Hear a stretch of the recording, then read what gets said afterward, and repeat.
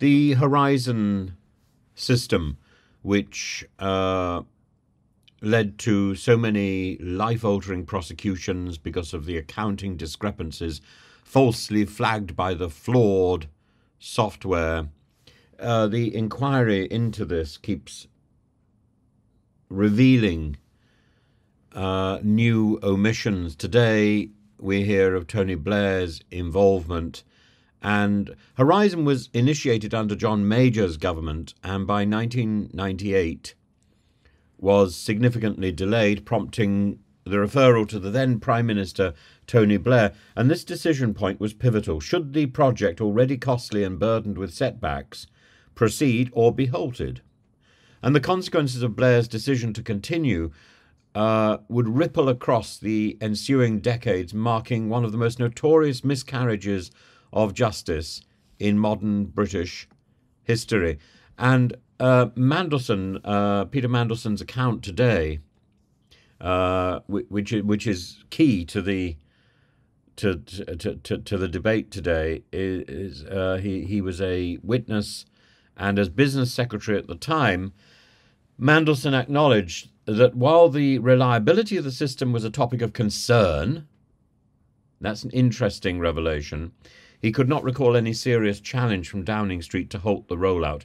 And this comment aligns with Tony Blair's own words in his submission, suggesting that while assurances were sought, there was a clear failure to grasp or to act upon the severity of the potential issues flagged by advisers such as Jeff Mulgan's 1998 note describing the system as increasingly flawed.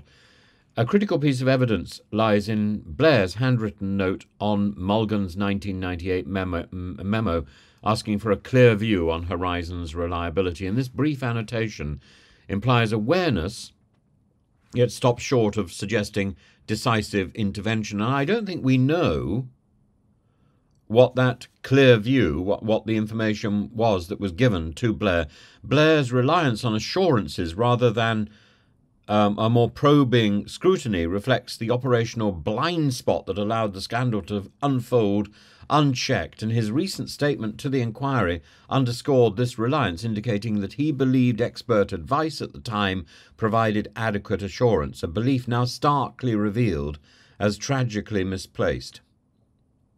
The Horizon's software failure led to an appalling series of wrongful prosecutions, and sub-postmasters were unjustly accused of theft and fraud, suffering personal and professional devastation. And the scale of this miscarriage of justice underscores the systemic issues within government oversight and decision-making which seem to continue. So, for example, the previous government said, yes, let's roll out the compensation, and yet didn't provide money to do that. And the present government cannot give assurances that this will be sorted out. So it sort of drags on and on and on, like Windrush, like Grenfell. And it's as if the government decision that, yes, culpability is accepted, yes, compensation will follow, that's as if that has already happened. It's a sort of proleptic understanding, but it hasn't. It hasn't. And there's a gap between the rhetoric and the reality, and that gap seems to be increasingly deployed.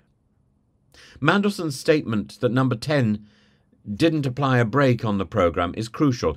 It implies that despite warnings, momentum overtook caution, and the Labour peer maintained that the findings of external reviews were accepted with some reservations, but ultimately passed as sufficient for the continuation of Horizon. This defence points to a collective failure of leadership, one where conditional acceptance substituted rigorous verification. And Tony Blair's position, as expressed in his statement, acknowledges the tragic consequences, but reflects a retrospective awareness, and his recognition that the system was deeply flawed and his expressed sympathy for the sub-postmasters affected offer moral atonement, but they don't alleviate the accountability that the concerns raised. And Blair's defence hinges on the notion of reliance on professional assurances, which, in the light of what is now known, were inadequate and flawed and deliberately so. The Horizon debacle serves as a stark reminder of the risks embedded in large-scale technological implementations overseen by public institutions like the Post Office, like the NHS. It sheds light on the intricacies of political decision-making where the pressure of economic and strategic interests overrides thorough due diligence. As the inquiry continues, the focus on Blair and Mandelson's role underscores the importance of accountability at the highest levels of government. Why otherwise is there any point in having those levels of government and those people who are ministers responsible for particular things? The enduring question remains, how did so many warnings go unheeded? What reforms are needed to prevent such a tragedy from reoccurring? And the saga serves as a case study in the profound impact of political and administrative oversight, or lack thereof, on individuals and communities. And even when we know that the Horizon scandal was so bad, we still can't get our act together and pay out what is needed to restore what was taken from these people, what was stolen from the. Let's call it what it is. The Post Office, the government, stole these people's money. They stole these people's lives because of their stupidity. And even when it is demonstrated that this is the case, they're still stealing and delaying. It is abhorrent.